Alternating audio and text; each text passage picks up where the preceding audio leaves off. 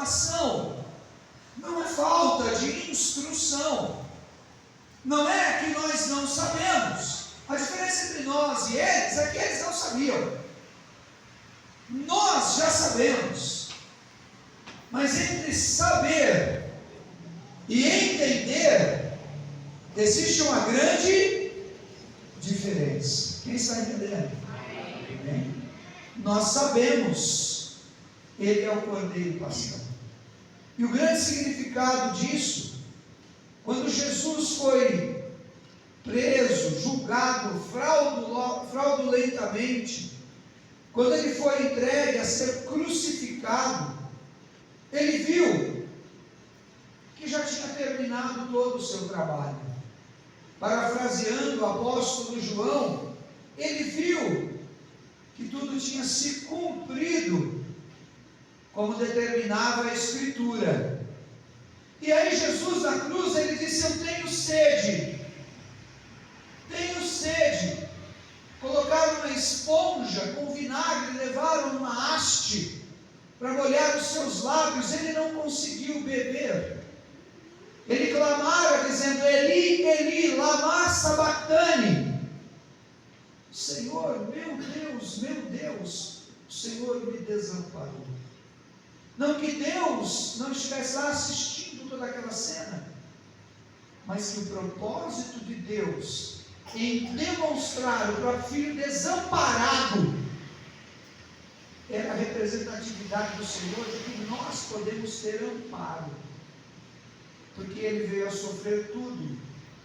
Não foi só no seu corpo, não foi na sua cabeça por causa da coroa de espinho, mas Ele foi agredido, espancado violentamente, chicoteado, até o corpo não ter mais forças, e foi insultado de uma envergadura que nós não fazemos nem ideia. Diziam: desce da cruz, salvou os outros, zombaram dele, mas ele, como ovelha muda, foi ao matadouro.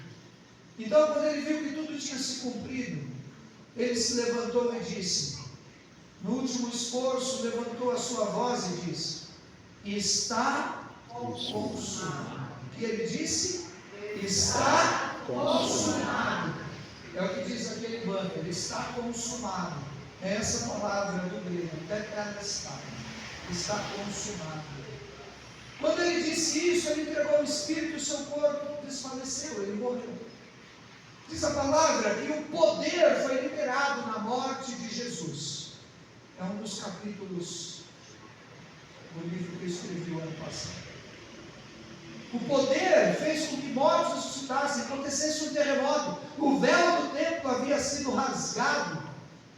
Foi algo dramático, um escândalo para todos o templo. Mas ele disse: está consumado. Rendeu o seu espírito. Duas grandes vitórias acontecem nesse exato momento que nós estamos celebrando hoje. Duas vitórias. Fale para quem está ao teu lado. Duas vitórias são liberadas na sua vida na morte de Jesus. Sabe quais são as duas vitórias? A primeira é que o diabo é derrotado. 2 Colossenses 2,15.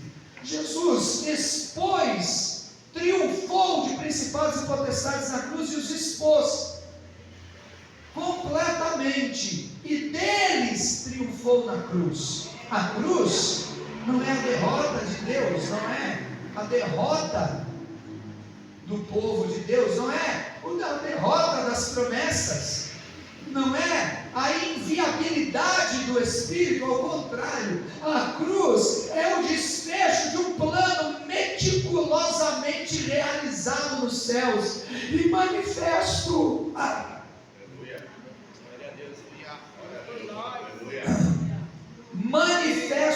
terra. Sabe como? Pela obediência de um homem. Obediência à morte e morte de Deus. Ele derrotou o inimigo. O Apocalipse 12 narra essa cena de outro jeito. Você tem mais um minuto? Posso te contar essa história? Quero contar duas histórias bem rápidas.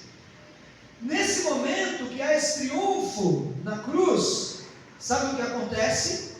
Satanás corre ao céu para ver se ainda havia lugar. Mas aí o arcanjo Miguel e todos os anjos o confrontam e ele não encontra mais o seu lugar. E o Apocalipse diz assim, Apocalipse 12, ele não encontrou mais lugar, aquele que acusava os irmãos de dia e de noite, porque agora eu sei como se defender da acusação do inimigo. Amém? Então a morte, ela traz duas vitórias. A primeira vitória é que o inimigo é derrotado, exposto. Jesus triunfa dele na cruz. Amém?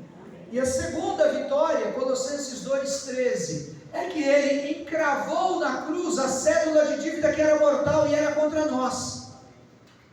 Ele encravou na cruz, ele rasgou toda a sentença de pecado, toda a crise de alma, toda a condição de alguma mentira ou malignidade que pudesse existir, de sua debilidade, de sua falta de atenção, de zelo, da carne, da alma, de mentiras, do que for. A Bíblia diz que ele encravou na cruz a dívida, ele pagou. Sabe o que significa tetelestai? Não é só está consumado. Sabe o que significa? Significa está pago, está quitado. Quitado. É aquilo que eu sempre digo. Sabe qual carro que eu quero ter um dia? O pessoal fala, bispo, você é bispo, você tem que ter um carro grande, um carro isso, um carro aquilo. Eu falo assim, eu quero ter aquele que quitado. Uma brincadeira sem graça, né? Mas consegui chamar a tua atenção. Tetelestai significa está consumado, mas que também está pago. Ele pagou o preço pelo teu pecado. Agora você precisa se apropriar disso. E você precisa de viver isso. Agora presta atenção, eu já vou encerrar.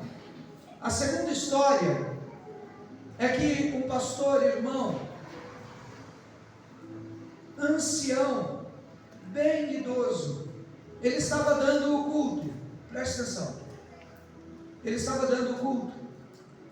E entrou no final do culto um casal na igreja, um homem e uma mulher, um jovem e uma mulher de meia idade, e sentou na última cadeira.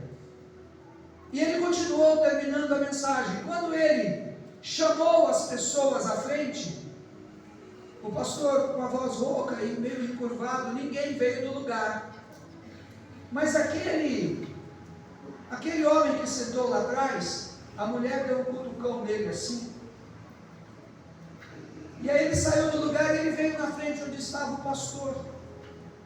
E o pastor pôs a mão no ombro dele e disse, meu filho, Jesus te chamou aqui porque Ele quer perdoar todos os seus pecados. Aquele homem, quando ele ouviu aquilo, depois ele relatou dizendo, eu olhei e falei, puxa, alguém está se preocupando comigo. E ele caiu de joelhos chorando copiosamente. O pastor o abençoou e orou por ele. Quando ele se levantou, o pastor deu um abraço nele.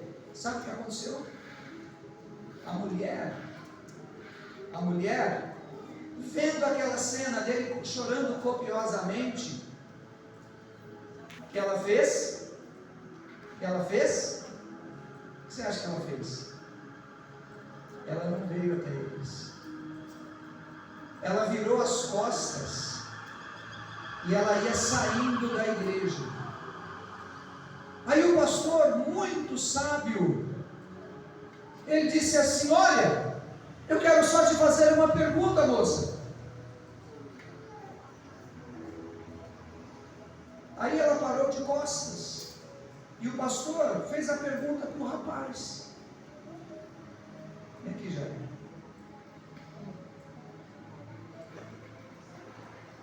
E o pastor pôs ela parada de costas lá. O pastor pôs a mão no ombro dele e disse assim, olha, se ela tivesse feito para você tudo o que você fez para ela, repito, se ela tivesse feito para você tudo o que você fez para ela, você a perdoaria? Aí ela parou e ficou esperando ouvir o quê? A resposta dele. Sabe o que aconteceu? Ela foi embora. Ela foi embora. Sabe por que ela foi embora? Porque começou a bater dentro da cabeça dele tudo que ele havia feito para ela. E ele não conseguiu. Não conseguiu. Depois veio a dizer, não, eu perdoo, mas era da boca para fora. Ela foi embora.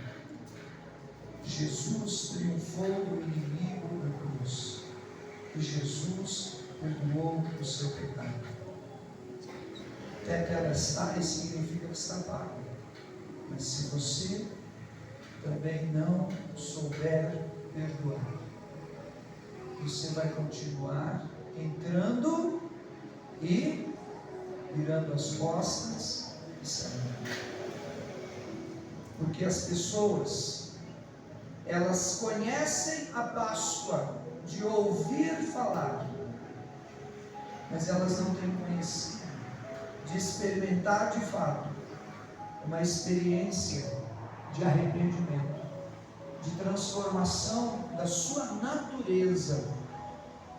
E é para isso que o Senhor te chamou aqui hoje, para uma transformação completa da sua vida. Perdoe da maneira que Ele te perdoou. Diga comigo, eu preciso perdoar. Eu preciso perdoar. Como eu fui perdoado. Põe a mão no teu coração, quero te abençoar. Senhor, eu intercedo. Cada servo teu, cada serva tua que está aqui. Daquilo que está oculto, daquilo que está na mente de cada um, de lembranças ou de acusações. Eu acabei de dizer, o acusador foi expulso. Então, Senhor, convence esse coração e essa alma, grandes e pequenos, novos e nem tão novos assim, de igreja e de idade. Faz uma obra, tira de toda a inconsequência, move o teu espírito. Nós viemos hoje à frente diante daquele pastor ancião tão sábio, para dizer, Senhor, o Senhor nos trouxe aqui para perdoar o nosso pecado, mas nós queremos dizer, nós também perdoamos assim como fomos perdoados. Assim como o Senhor nos dá uma chance, dá uma chance também para ela, para ele, para cada um, em nome de Jesus. Se alguém aqui que você deseja receber uma oração, que você veio pela primeira vez, que você está afastado da casa do Senhor, ou que você deseja conhecer Jesus, que você deseja entender a Páscoa de fato, eu queria que você levantasse a sua mão, que nós queremos orar por você. Há alguém aqui hoje que você quer fazer aliança com Deus e ver realmente essa obra confirmada na tua vida? Tem aqui alguém hoje? Tem pessoas aqui que falta ainda uma medida de transformação em você. Nós queremos te abençoar. Tem alguém, algum amigo que você convidou, algum familiar? Tem alguém? Levante a sua mão, nós queremos orar por você.